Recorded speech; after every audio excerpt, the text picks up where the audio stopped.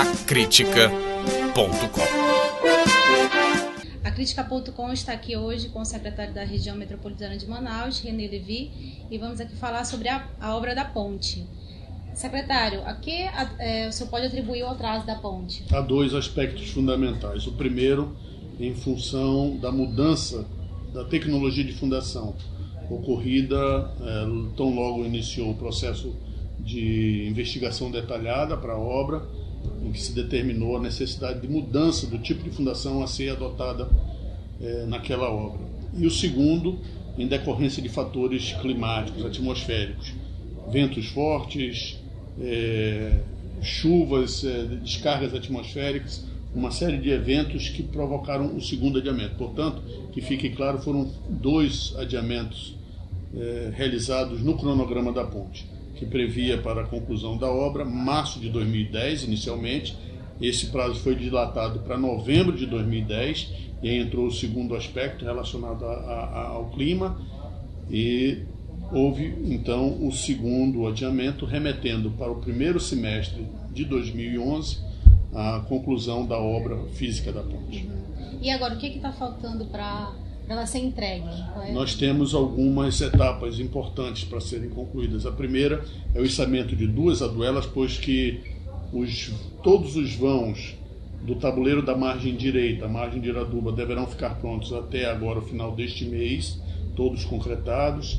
Então, duas aduelas para serem içadas e o mais importante, o que nos preocupa mais, parte do acesso viário lá de Iranduba, que não pôde ser concluída a sua terraplenagem e que nós precisamos aguardar o término desse período chuvoso para concluir a terraplenagem e fazer o asfaltamento desde a M070 até aqui o lado de Manaus, passando pela ponte. E esse é o que nos preocupa mais, por conta das intensas chuvas e frequentes chuvas que vêm correndo aqui na nossa região.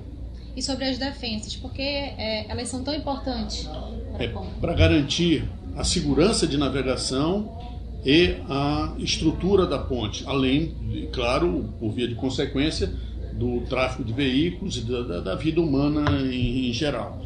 Agora é bom salientar, até para esclarecer, que esse sistema de defensas indica a sua implantação, a possibilidade da navegação de qualquer tipo de embarcação até 20 mil toneladas de capacidade de impacto desacompanhada, o que não impedirá se porventura outra embarcação que tenha um potencial maior do que esse possa trafegar desde que seja acompanhada. Então não há nenhuma restrição à navegação segura naquele trecho do rio.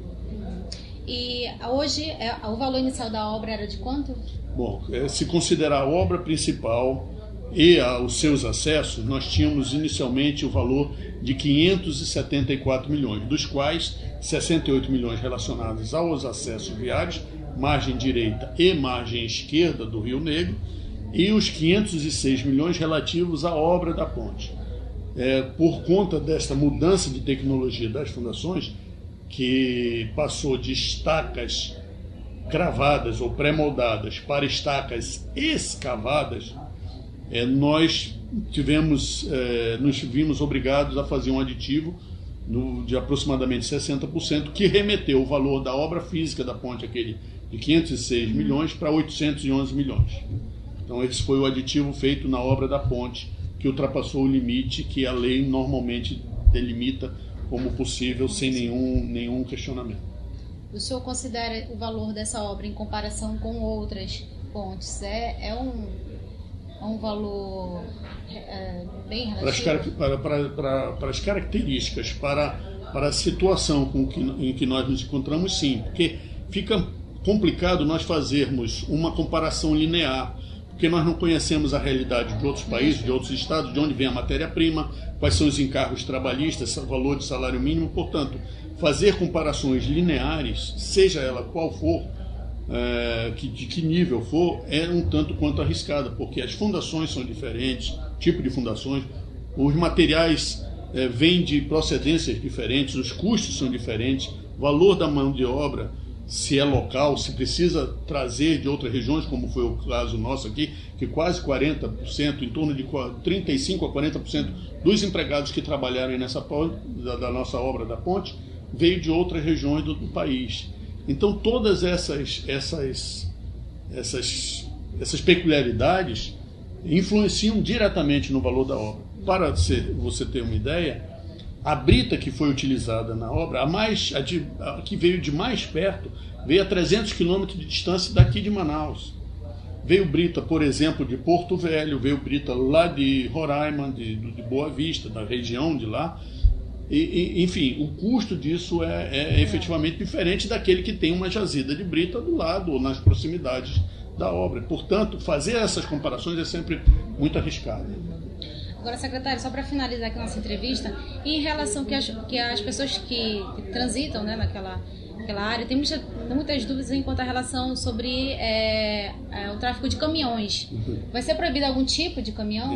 Não, nenhuma limitação.